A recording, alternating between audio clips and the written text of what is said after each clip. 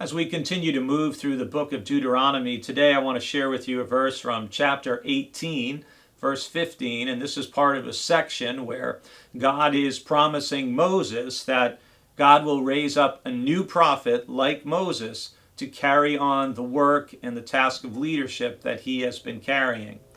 It says, "For the Lord your God will raise up for you a prophet like me from among your own people. You shall heed such a prophet."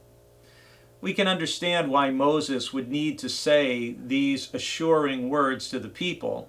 He has been such a visible, large presence, clearly the defining leader for many decades for the people.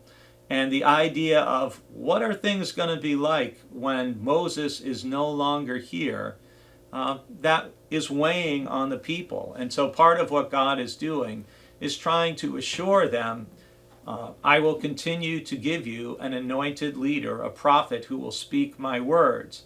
And further, if you keep reading between verses 15 and the end of the chapter, you'll see God also gives an admonition to the people that if they don't heed the words of their prophetic leader, then they will be accountable for what was shared.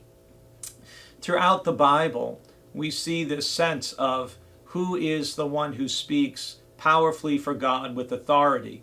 And again, when we turn to the Gospels, we see that one of the things at the beginning of Jesus' ministry, like in the first chapter of the Gospel of Mark, for example, one of the ways that people describe Jesus is by saying, "What is this? A new teaching. With authority, he commands the unclean spirits, and they obey him." In Matthew's Gospel and in the Sermon on the Mount, we see Jesus basically reinterpreting the teaching of Moses. You hear this repeated phrase, "You have heard that it was said of old, but I say to you." And Jesus says that, and then he will speak one of the former commandments about do not murder, or do not steal, or do not commit adultery. And so in the Gospels, they all are presenting Jesus very clearly as the authoritative voice of God, the prophet whom God has sent, and even beyond that of a prophet, a son, a Messiah. And we are to heed his voice, and we are to follow his teaching.